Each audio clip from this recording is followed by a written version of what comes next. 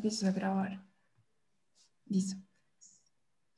Bueno, buenas noches a todos. Mi nombre es Luisa Fernanda Peña, yo soy coordinadora de comunicaciones del Grupo de Interés en Oftalmología y hoy queremos agradecerle y darle nuevamente la bienvenida al doctor Ernesto Otero.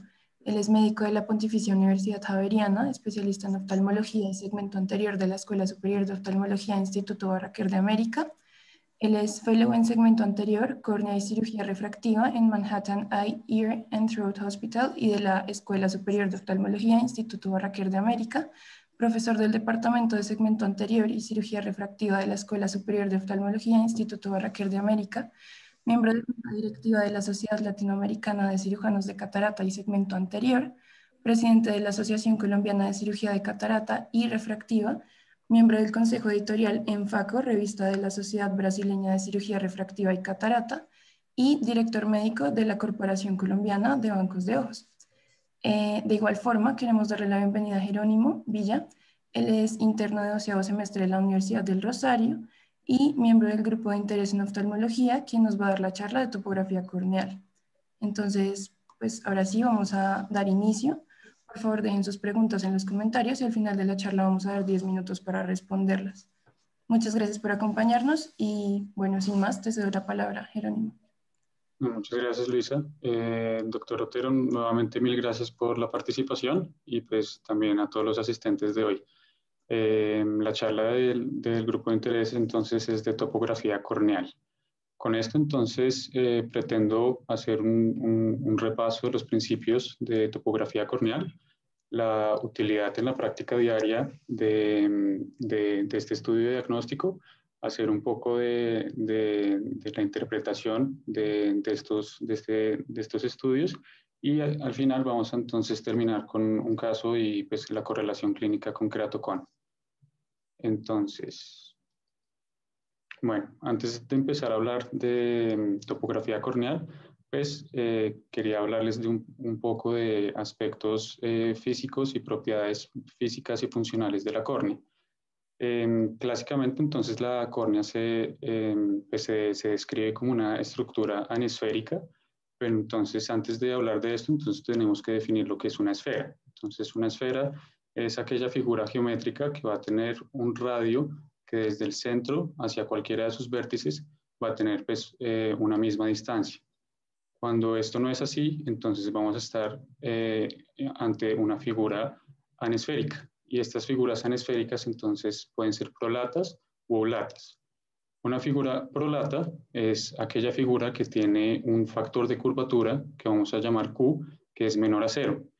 Y esto quiere decir que el radio desde el centro hacia su parte más anterior va a ser menor que el radio desde el centro hacia su periferia.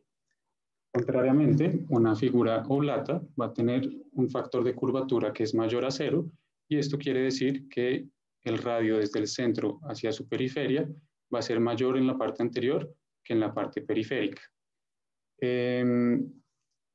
Ya en cuanto a la córnea, entonces, pues esta se describe como una estructura prolata. Y esto, digamos que tiene varias consideraciones que son muy importantes clínicamente desde un punto de vista de topografía corneal. Entonces, lo primero es que entender la forma y la curvatura es muy importante para entender, pues, digamos, el poder de un lente. Y lo segundo es que clínicamente esto significa que las figuras anesféricas van a tener una aberración esférica. Y esto quiere decir que los haces de luz que inciden desde la parte más periférica no van a converger en el mismo punto que los rayos de luz que inciden desde la parte más anterior o central de la córnea. Y esto en últimas pues se va a traducir en astigmatismo.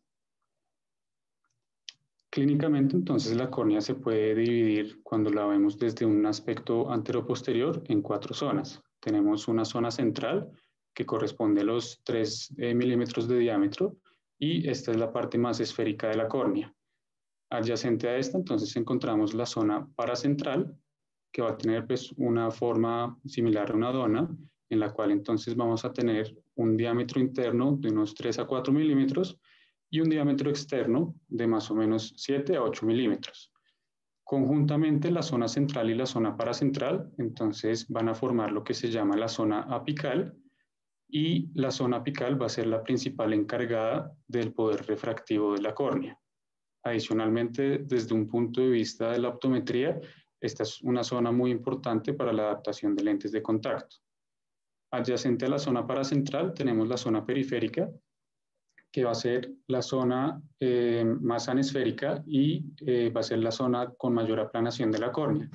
Esta entonces va a presentar una aplanación progresiva desde la parte central hacia la parte más periférica, y por último tenemos la zona limbar. También quería dejar claro un par de contextos, un par de puntos claros de la parte de la óptica que son importantes para entender las imágenes queratoscópicas. Entonces, en el ojo vamos a tener que se van a formar dos ejes importantes. Uno va a ser el eje óptico, que va a estar pues, trazado por una línea que va a ser paralela al centro de la pupila, y perpendicular a este en la superficie corneal se va a formar lo que se conoce como el ápice corneal.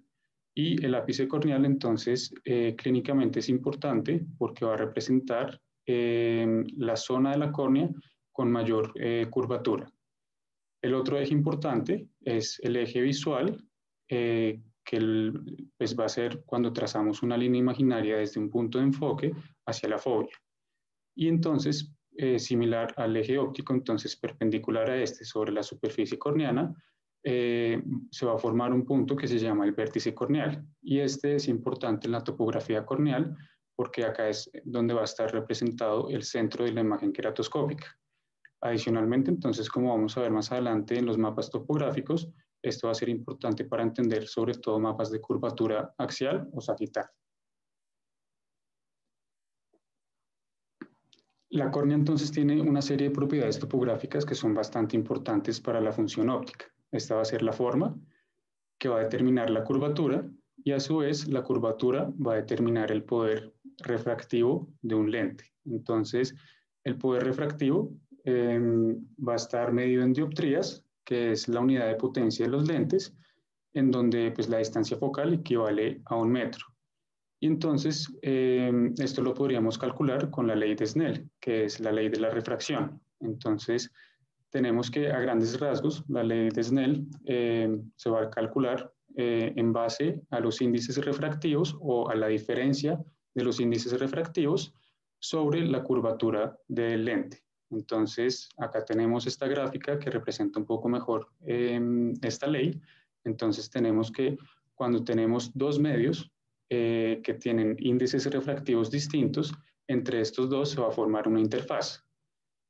Si trazamos una línea perpendicular a esta interfaz, que vamos a denominar la normal, entonces vamos a ver que dependiendo de estas diferencias en los índices refractivos, el rayo que incide sobre esta interfaz va a tender a converger hacia la normal o diverger de esta, dependiendo de estas diferencias y de la curvatura del lente. A nivel corneano, entonces tenemos que el principal elemento refractivo va a ser la película lagrimal, y esta va a formar, pues, digamos, lo que se conoce como la interfaz aire-película lagrimal, o inclusive, pues, también el aire-estroma. Entonces tenemos que los índices refractivos del aire va a ser de 1, mientras que el del estroma va a ser de 1.36. Esto es importante porque entonces va a otorgar el poder dióptrico o el poder del lente, sobre todo en la parte anterior de la córnea. Entonces, esto se podría decir que son 49 dioptrías. Sin embargo, vamos a ver que posteriormente también se va a formar una interfaz entre el endotelio y el humor acuoso. Y esto, como la diferencia entre los índices refractivos de estos dos medios, van a hacer que el ponderado total del poder de la córnea sea de 43 dioptrías a grandes rasgos. Entonces, pues clásicamente y históricamente, la primera propiedad topográfica descrita en la córnea fue el poder. Sin embargo, pues con la introducción de lentes de contacto, de cirugía refractiva y la caracterización de ectasias corneales como es el queratocono, pues se ha vuelto pues, imperativo conocer la forma y la curvatura de los lentes. El primer instrumento que se utilizó para conocer el poder y por lo tanto también la curvatura de la córnea es el queratómetro. Entonces el queratómetro es un instrumento que fue inventado por Helmholtz en el siglo XIX y básicamente pues en esta diapositiva les voy a hablar pues de las bases de la queratometría manual. Entonces acá tenemos lo que uno vería en un queratómetro manual. Entonces, básicamente, este va a proyectar dos miras sobre la córnea y lo que uno pretende pues en la parte clínica o en la medición de la queratometría manual es alinear estas dos cruces para obtener pues, la lectura de la queratometría. Entonces, esta lectura se va a realizar en dos puntos en la zona apical que va a corresponder a 2.8 a 4 milímetros. Y el reporte de los resultados pues, va a estar dado en radios de curvatura que va a estar expresada en milímetros. Sin embargo, pues vamos a ver que la queratometría tiene ciertas limitaciones y pues es muy útil para medir o bueno, estimar el poder de la córnea central. Sin embargo, vamos a ver que como se centra principalmente en estos dos puntos de la zona apical, va a medir pues va a ser una medición de la curvatura de una región muy pequeña. Por lo tanto, entonces, todos los puntos que estén por fuera de esta lectura, entonces no van a ser evaluados. Adicionalmente, entonces, pues asume que hay una forma esferocilíndrica y adicionalmente no tiene en cuenta que hay aberración esférica. Ya posteriormente, entonces, se introdujo lo que es la queratoscopia y esto está basado en el principio de los discos de Plácido. Estos fueron inventados por Antonio Plácido, un italiano en el siglo XIX, y básicamente este examen lo que pretende es proyectar unos anillos concéntricos sobre la córnea y evaluar el reflejo que estos producen con el fin de, digamos, estimar la curvatura y hacer una evaluación cuantitativa dependiendo pues, de la morfología de estas miras. Entonces tenemos que vamos a tener una córnea que es más curva cuando las miras están más cercanas, por ejemplo, como está acá en las flechas. Esto es un paciente que fue llevado a una queratoplastia penetrante. Entonces encontramos que hay unas miras que son cercanas y que son más delgadas y vamos a encontrar que las zonas más planas de la córnea va a corresponder a las miras que son más distantes y son más gruesas, como podríamos ver acá. Entonces, esto es muy importante. Entonces, basado pues, en la forma y la distancia de las miras, entonces podemos hacer pues, un seguimiento y un diagnóstico de degeneraciones ectásicas, como lo podrían ser pues, el queratocono, la degeneración marginal pelúcida o degeneraciones ectásicas pues, relacionadas con cirugía refractiva. Y adicionalmente, entonces también permite ver irregularidades de superficie, como pues, lo que podría llevar a astigmatismo. Acá entonces tenemos el mismo paciente, una vez se liberan las suturas y vemos cómo pues, se vuelve más regular la superficie corneal, haciendo pues, que las miras sean más curvas, sean más delgadas y pues tengan una forma más simétrica cada una de ellas.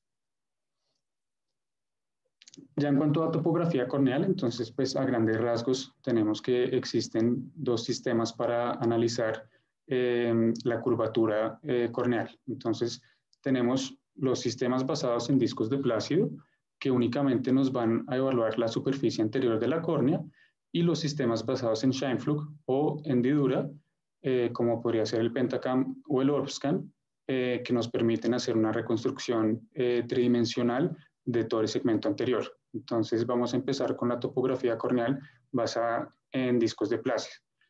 Esto también se llama videoqueratoscopia y similar a lo que habíamos visto en la queratoscopia basada en discos de Plácido, esto lo que va a hacer es que va a medir varios puntos y pues, según los parámetros corneales evaluados va a generar pues, mapas topográficos dependiendo pues, de la morfología de las miras. Entonces tenemos que va a evaluar la deformidad de las miras para calcular la queratometría en cada punto evaluado. Y esto entonces nos va a otorgar una serie de mapas que específicamente en la topografía corneal basada en discos de Plácido van a ser únicamente de la superficie anterior. Entonces tenemos mapas de curvatura y estos mapas pueden ser de curvatura axial o sagital que nos van a medir principalmente el poder central, pero digamos que no son buenos estimando la curvatura de la córnea, puesto que no va a medir cambios periféricos. Y la segunda sería la curvatura tangencial, en donde vamos a evaluar la totalidad de la superficie anterior de la córnea y va a ser útil para la evaluación de cambios periféricos y también es útil en la optometría para hacer adaptación de lentes de contacto. Entonces, ¿para qué nos sirve la topografía corneal? Entonces, nos va a servir principalmente para dos cosas. La primera es que nos determina la regularidad y la simetría de la córnea, y esto nos sirve para hacer el diagnóstico y seguimiento de patología corneal, y también nos sirve para valorar la calidad óptica de la córnea. Y la segunda es que nos permite conocer la potencia de la córnea para hacer planificación de cirugía refractiva. Sin embargo, pues la topografía corneal tiene ciertas limitaciones. Entonces, la primera es que puede haber desalineación, que nos puede sesgar resultados y limita la comparabilidad entre pues, los resultados previos y actuales. Va a haber variación entre estos resultados y como está evaluando la superficie anterior de la córnea, puede haber pues, artefactos relacionados con los efectos de la película lagrimal. También podemos encontrar que hay distorsión y algo muy importante en lo que me voy a centrar ahorita más tarde, perdón, es que no hay una estandarización en los mapas y va a haber una gran variedad de colores utilizados. Entonces, cuando hacemos la interpretación de la topografía corneal, es muy importante evaluar las escalas que se utilizan. Entonces, ya vamos para eso. A grandes rasgos, entonces, tenemos dos escalas que se utilizan en la topografía corneal. Una es la escala absoluta, en la cual entonces vamos a encontrar diferencias menos abruptas, y esto nos sirve principalmente para descartar anormalidades y hacer tamizaje de patología corneal. También es útil para comparación entre resultados y para realizar seguimiento. A grandes rasgos, entonces, vamos a ver que ya voy a explicar un poco mejor cómo hacer la interpretación del mapa topográfico, pero entonces acá podemos ver que dependiendo del parámetro evaluado, en este caso el poder de la córnea expresado en dioptrías, entonces se le va a otorgar, pues digamos, una clasificación por colores dependiendo del poder de la córnea. Este paso de colores también va a estar, digamos, estandarizado en la escala absoluta y puede estar y suele estar dado por pasos o saltos de una dioptría. Sin embargo, es importante tener en cuenta que dependiendo del tamaño del paso, uno puede sobreestimar o subestimar los defectos que se encuentran. Entonces, pues acá podemos encontrar los diferentes valores del poder de la córnea y acá encontraríamos lo que básicamente se define como un lazo regular, que significaría que este paciente tiene un astigmatismo y pues ya vamos a ver cuáles son pues, las curvaturas normales en el ojo. También tenemos entonces la escala normalizada, en donde vamos a tener unas diferencias más marcadas. Entonces, esto corresponde a un mapa de curvatura axial con saltos de 0.5 dioptrías y vamos a ver que tiene un espectro de poder mucho más amplio. También, pues digamos que nos da o nos brinda una información mucho más sensible y detallada de los diferentes, digamos, pues, de las diferentes zonas y cambios que podemos encontrar tanto en la curvatura como en el poder de la córnea. En cuanto a la curvatura axial, entonces este va a ser uno de los mapas topográficos que nos permite evaluar la topografía corneal. Y entonces acá es muy importante tener en cuenta que, como veíamos en la parte de óptica, el punto de referencia que va a estar utilizado va a ser el ápice corneal. Y este entonces, pues recuerden que es el punto que es perpendicular al eje visual. Entonces, sobre este, entonces se van a proyectar todos los rayos sobre este punto y esto nos va a permitir, digamos, evaluar pues, la información sobre el estado refractivo de la córnea. Entonces, como la zona central es el principal encargado del poder refractivo de la córnea, es muy útil para evaluar estas partes de refracción. Sin embargo, va a dar una pobre representación de la curvatura porque se va a centrar únicamente en la zona central o en la zona apical. Acá vemos entonces que también se pueden evaluar varias morfologías. Entonces acá tenemos uno esférico y acá podríamos tener uno relativamente tórico. En cuanto a los patrones de curvatura normal que podemos encontrar en los mapas topográficos de curvatura axial, entonces, en un estudio realizado por Bogan en 1990, él hizo un seguimiento de 300 córneas en 150 pacientes y determinó pues, que estos eran los patrones de curvatura normal en la población general. Entonces, en aproximadamente el 23% de las personas podemos encontrar un patrón redondo, como observaríamos acá, en donde la zona más central tiene un mayor poder dióptrico y a medida que nos alejamos hacia la periferia, la córnea se va aplanando y pues va a estar representada con colores un poco más fríos, mientras que aquellas zonas con colores un poco más cálidos representan aquellas zonas con mayor poder dióptrico. En casi 21% de los pacientes puede haber un patrón ovalado y también pues, se describe que puede haber en pacientes con astigmatismo, sobre todo con pacientes con astigmatismo bajo, menores o que no alcanzan una dioptría, podría haber un lazo simétrico, como podríamos ver acá. Entonces esto correspondería a un astigmatismo regular con la regla. También podemos encontrar lazos asimétricos. Entonces acá podríamos ver que hay un mayor poder de la córnea hacia inferior y podríamos encontrar un patrón irregular hasta en un 7.1%. Acá tenemos entonces dos mapas topográficos, uno con una escala normalizada y uno con una escala absoluta, no corresponden al mismo paciente, pero entonces podemos evaluar, digamos, pues las características del poder de la córnea en cada uno de estos. Entonces, recuerden que como es la curvatura axial, entonces nos vamos a centrar principalmente en la zona central de la córnea y acá lo que estamos viendo, similar a como les mostraba en los patrones de curvatura normal en la diapositiva anterior, vamos a ver que este paciente va a presentar un astigmatismo regular con la regla. En este paciente lo que estamos viendo es una descentralización del poder dióptrico hacia inferior y esto va a ser muy sugestivo de queratocono. Ya al final, entonces, voy a mostrar un poco de los criterios diagnósticos para esto. En cuanto a la curvatura tangencial, entonces tenemos que esta se va a realizar haciendo un cálculo del radio de curvatura de puntos corneales en relación a una tangente sobre estos puntos. Entonces, la curvatura, vamos a tener que la curvatura, entonces va a depender de cada punto evaluado y se va a evaluar sobre la tangente de este punto. Y esto entonces, digamos que va a otorgar el valor de la curvatura real de la córnea porque no va a asumir pues, la curvatura con respecto al eje óptico como ocurriría en la curvatura axial. Y entonces acá lo que vamos a encontrar es que pues va a haber un radio de curvatura que va a ser perpendicular a la tangente de un punto dado y esto permite, digamos, evaluar la totalidad de la córnea, va a permitir hacer una evaluación periférica y es muy útil para el ajuste de lentes de contacto. Ya en cuanto a los mapas basados en sistemas de Scheimpflug, entonces estos van a estar basados en el principio de Scheimpflug que describe la orientación de un plano de enfoque de un sistema óptico cuando el plano del lente no es paralelo al plano de la imagen. Entonces lo que ocurre acá es que cuando tenemos una imagen que no se encuentra en el mismo plano y está entrando angulada, vamos a tener que se va a encontrar desenfocada.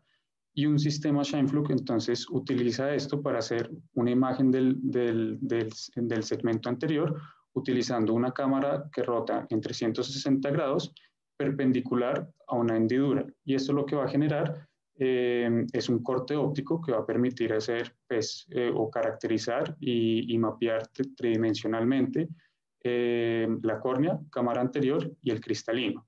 Entonces, pues estas imágenes se van a reconstruir en un software que va a permitir hacer un análisis tridimensional de la córnea que permite pues, evaluar muchos más parámetros que la topografía normal. Entonces, acá lo que podríamos evaluar es la curvatura de la superficie anterior, la curvatura de la superficie posterior. También podemos hacer una evaluación del grosor de la córnea, que es la paquimetría, así como la elevación, como ya vamos a ver más adelante.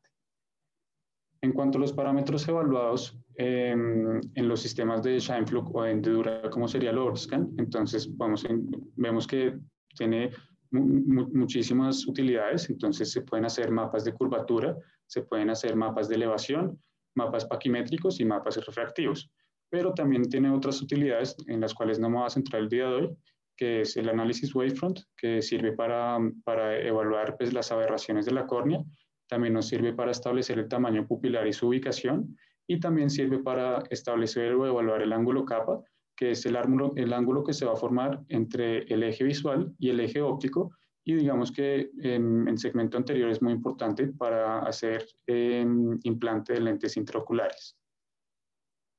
En cuanto a los mapas de elevación, entonces estos van a medir el relieve de la superficie corneal y, digamos, según los principios vistos anteriormente, podemos hacer un análisis de la totalidad de la córnea. Y esto implica que podemos evaluar tanto la superficie anterior como la superficie posterior y hacer una evaluación de la paquimetría. La manera como el sistema lo va a realizar es que se conoce como el Best Fit Sphere, ¿sí? Entonces lo que hace el sistema es que va a calcular una cantidad infinita de esferas que mejor se ajusten a la superficie en cuestión y va a elegir la mayor esfera y la menor esfera para calcular, digamos, la curvatura de la córnea. Ya posterior a esto, entonces vamos a determinar los valores que se encuentren por encima de esta referencia esférica y entonces pues vamos a hablar tanto las depresiones como las elevaciones para determinar si hay patología corneal. Entonces, acá también es importante, entonces vemos una imagen o un mapa que nos muestra un mapa de elevación de la cara anterior de la córnea, en donde nos está expresando pues, estos pasos en pasos o en saltos de 2.5 micras, pero como veíamos antes, pues, muchas veces los colores no están estandarizados, entonces es importante también evaluar pues, cada uno de los índices. En este caso, entonces, estamos encontrando pues, unas elevaciones a nivel paracentral e inferotemporal que van a ser muy sugestivas de queratocono. En cuanto a los mapas paquimétricos, entonces, estos va a ser una evaluación de la representación del grosor corneal en varios puntos y van a ser muy útiles, sobre todo para la detección de formas tempranas del queratocono. Son útiles para la planificación quirúrgica, entonces si el paciente tiene una paquimetría pues, muy baja, entonces muy seguramente no va a ser candidato para cirugía refractiva y también es útil para el seguimiento de injertos endoteliales. Entonces acá podemos ver los diferentes valores paquimétricos en cada una de las zonas de la córnea. Y con esto podemos evaluar pues, tanto patología corneal como pues, planificación quirúrgica y lo que habíamos hablado de seguimientos de injertos endoteliales. Ya en cuanto al sistema del Pentacam, entonces este nos va a arrojar muchísimos parámetros. Digamos que esto sería una imagen clásica de un resultado de un Pentacam, en donde vamos a tener una curvatura axial de la cara anterior, y mapas tanto de elevación de la cara anterior como de la cara posterior, así como mapas paquimétricos. En este caso, entonces, digamos, es importante comparar los hallazgos y muy importante es, digamos, no trasladar los hallazgos que encontremos en los mapas de curvatura como si fueran de elevación. Estos únicamente representan curvatura y debemos tener en cuenta pues, que elevación solo lo vamos a encontrar acá. En este caso, entonces, lo que estamos encontrando son hallazgos que son sugestivos de queratocono y ya vamos a ver pues, cuáles serían los criterios diagnósticos para el diagnóstico del queratocono. En cuanto a la correlación clínica, entonces vemos que el queratocono va a ser la ectasia corneal más común. Típicamente se describía como una patología no inflamatoria, sin embargo, pues en la última década sí se ha visto que puede haber un rol inflamatorio en la fisiopatología del queratocono y esta se va a caracterizar por un adelgazamiento corneal que lleva a protusión de la córnea. Esto típicamente se va a dar a nivel central y paracentral y típicamente se encuentra inferotemporal. En la parte clínica, entonces, vamos a ver que esto se vuelve aparente en la segunda década de la vida y va a progresar hacia los 40 años y suele ser bilateral y asimétrico. Entonces, tenemos que típicamente la progresión hacia la bilateralidad se da en un periodo de más o menos 15 años y la utilidad de la topografía corneal o los mapas, los mapas topográficos basados en sistemas de Scheimpflug son muy importantes, sobre todo para el diagnóstico de formas frustras de la enfermedad, en donde no vamos a tener pues, una clínica muy florida, por ejemplo, pues, con el signo de Munson o Risuti o las estrías de Vogt, y pues va a ser muy útil para el seguimiento de la enfermedad y pues la toma de conductas quirúrgicas en estos pacientes. En cuanto a los criterios diagnósticos del queratocono, según análisis topográfico, entonces esos están dados por los criterios de Rabinowitz-McDonnell y entonces vamos a encontrar que son 3, pero ya vamos a ver una tablita también que muestra según el mapa topográfico que se utilice, pues cuáles podrían ser sugestivos de ectasia corneal. Entonces que tenemos que si hay una simetría corneal inferior-superior mayor a 1.5 dioptrías, va a ser criterio diagnóstico. Si hay un poder de la córnea central mayor de 47.2 dioptrías, también va a ser sugestivo. Y por último, cuando hay una simetría queratométrica central entre ambos ojos, mayor a 1 dioptría, pues también sería sugestivo de esta patología. Ya por último, entonces tenemos una tabla que nos habla de los signos sugestivos de queratocono o de ectasia corneal, dependiendo del método que se utilice para evaluar pues, la córnea. Entonces, como les decía, entonces pues, los mapas axiales sirven especialmente para ver el poder refractivo de la córnea, entonces pues, van a ser bastante útiles en estos casos de queratocono. Entonces, acá sería diagnóstico cuando hay un poder refractivo de la córnea central mayor a 47.2 dioptrías, cuando hay una descentralización inferior-superior mayor a 1.4 dioptrías, cuando hay astigmatismo corneal, sea anterior o posterior, mayor a 6 dioptrías, o cuando hay astigmatismo en contra de la regla. También entonces cuando se encuentra, pues digamos, esta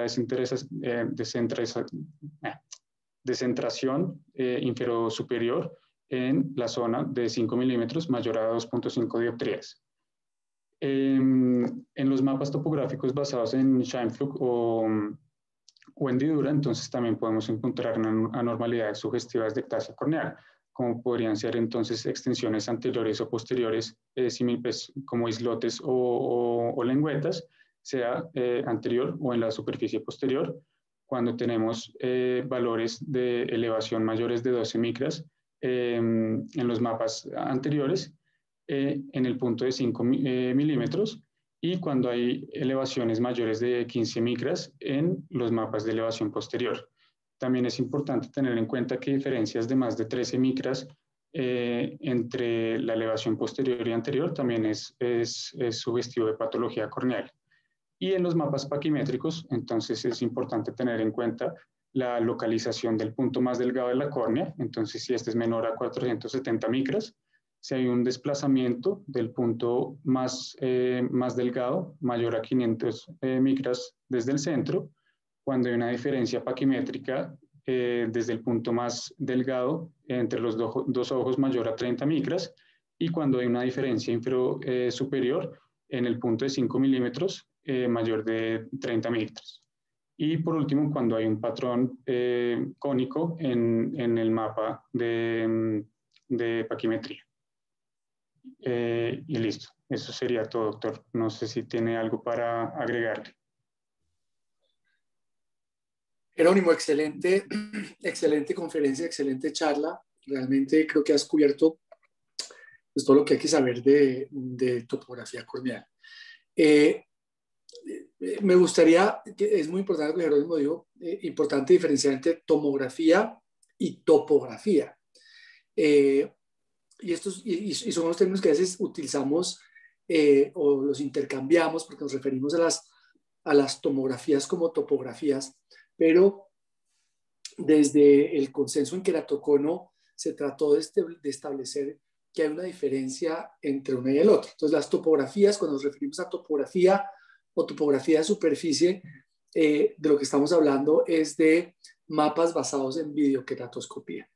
Y como lo dijo, lo explicó muy bien Jerónimo, pues nos evalúan es la superficie de la córnea, porque están basadas básicamente en la reflexión de los discos de Plácido o el videoqueratóscopo sobre la córnea. Ustedes no saben, pero en la clínica Barraquera hace muchos años, antes de que inclusive existían las topografías, teníamos lo que se llamaba un queratoscopio, que era básicamente un aparato con discos de Plácido, un conito de discos de Plácido que se reflejaba en la córnea, y uno podía ver, como les mostró muy bien Jerónimo, la distancia entre los anillos, si estaba aumentada, que era más plano, si estaba más cerca, que era más curvo, o si estaba ovalado, pues se sabía que era astigmatismo. Entonces, a eso nos referimos. Y quiero aclarar un poquito el concepto de las escalas, porque obviamente Jerónimo los explicó muy bien, y lo explicó muy bien en términos científicos, pero a veces es difícil de entender. Entonces, la escala absoluta lo que hace es que coge el poder o los valores de poder dióptrico de la córnea y los grafica en una escala de colores que va desde un mínimo de 38 a un máximo de 50, por decirles algo. Obviamente eso varía entre los topógrafos. Hay unos que arrancan en 35 y llegan hasta 55. Entonces, si el paciente tiene poderes, por ejemplo, corneales de más curvos de 44, pues obviamente en esa escala pues va a quedar en los colores verdes. Entonces se va a ver muy normal. La escala normalizada lo que hace es que coge el punto más plano en la córnea del paciente y el más curvo y lo divide en la escala de colores basados en esos poderes. Entonces, ¿qué hace esta escala? Que aumenta, si el paciente tiene 45 y el máximo es 47, pues el 45 se va a ver rojo y nos va a llamar la atención a que hay algo rojo que nos está llamando la atención. Entonces, por eso es que Jerónimo decía que las escalas absolutas a veces no hacen evidentes ciertas patologías y las escalas normalizadas sí las hace. Entonces, la normalizada nos puede ayudar a aumentar la visualización de algún defecto. Entonces, si tenemos una zona de mayor poder localizada, pues la vamos a poder ver en ese sentido. Y lo otro que me gustaría explicar un poquito, y voy a compartir mi pantalla. Sí.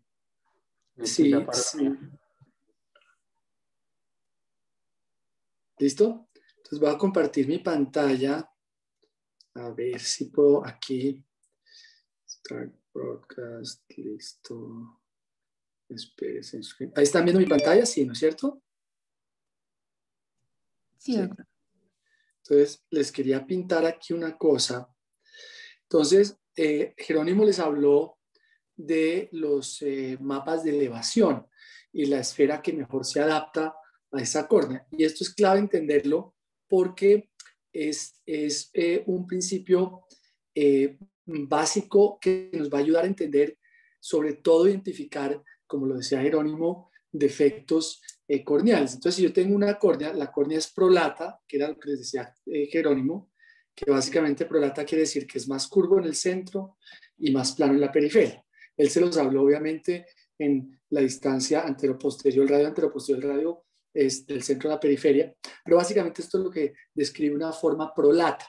Y eso quiere decir que los rayos que entran por el centro de la córnea se enfocan en un punto y los que vienen por la periferia, de no ser más plana la córnea en la periferia, convergirían mucho hacia acá, en este sentido, y eso obviamente es lo que se llama una aberración esférica de la córnea. Entonces, lo que hace los mapas de elevación, vamos a borrar todo esto, vamos a borrar todo esto.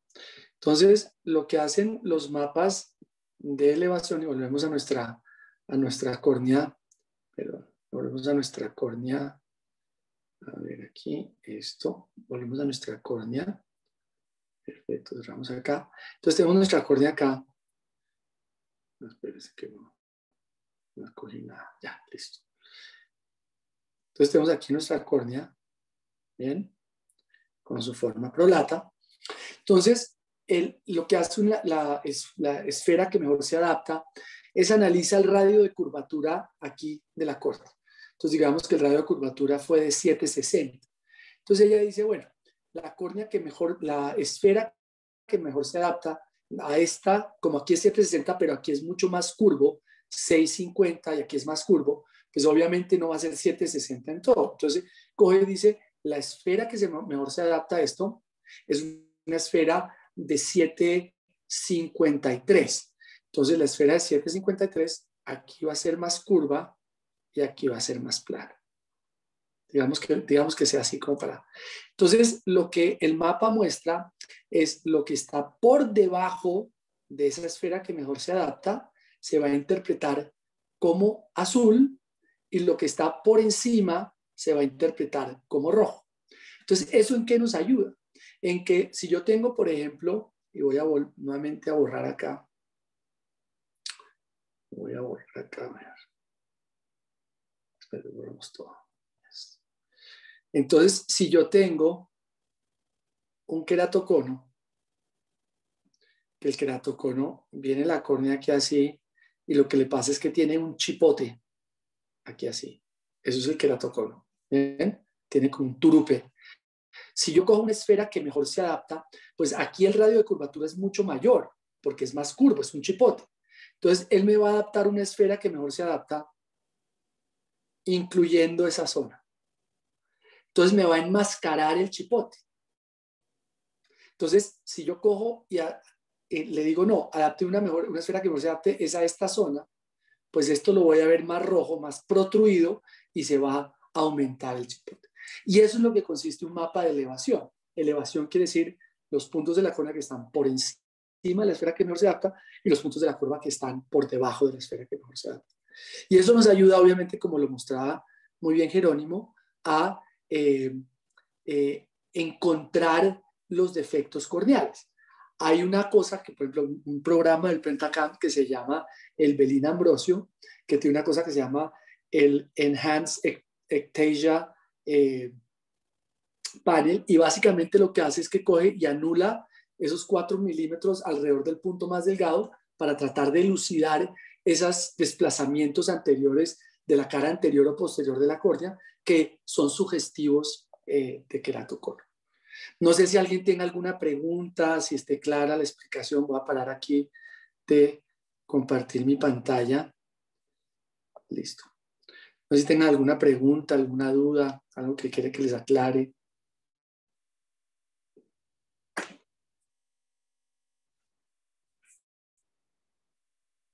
Hay otra cosa, y nosotros tenemos tomógrafos que se llaman OCTs o tomografía óptica coherente. Y el futuro de los tomógrafos va a ser imágenes basadas ya no en Scheimpflug. Scheimpflug, como lo mostró Jerónimo, Scheimpflug básicamente lo que es una cámara inclinada. Scheimpflug es un principio de la Primera Guerra Mundial de comienzos del siglo XX, en el cual se dan cuenta que si se inclinaba la cámara para tomar las fotos de la topografía, se hacía mucho más notorio el relieve de los mapas topográficos, o sea, el terreno. Si yo tomaba la foto encima, pues veo todo plano, y si lo boto todo así, pues lo veo todo elevado, pero si yo inclino la cámara, puedo ver el relieve mucho mejor. Y el mapa de Scheimpflug lo que es una cámara inclinada que da obviamente una imagen de relieve que nos identifica obviamente la córnea. Y entonces al tomar una foto a las dos caras anterior y posterior de la córnea, y como es rotatoria, pues reconstruye tridimensionalmente la córnea.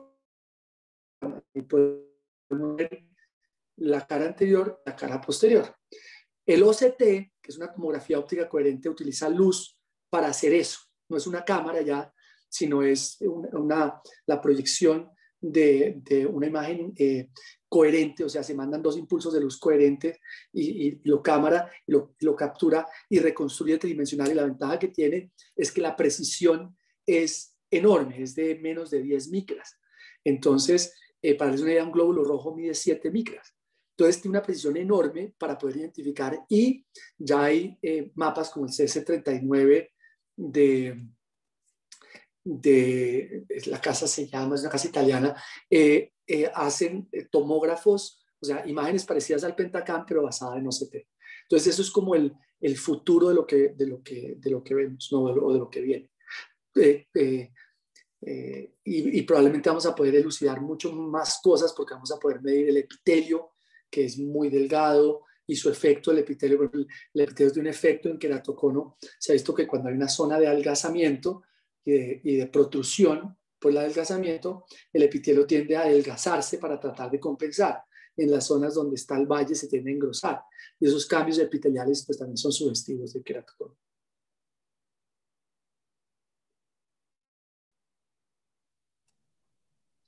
Clarísimo. ¿Preguntas?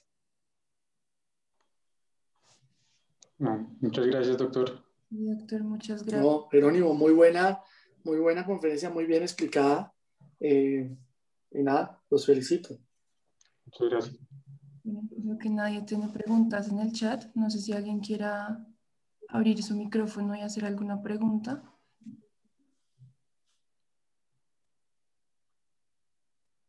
Bueno, si nadie tiene ninguna pregunta, entonces damos por finalizada la charla. Gracias, Jerónimo, por tan excelente revisión y gracias, doctor, por la explicación y por acompañarnos el día de hoy. Con muchísimo gusto. Aquí cuente conmigo cuando quiera. Muchas gracias. Bueno, hasta Feliz luego. noche a todos. Feliz noche. Hasta luego.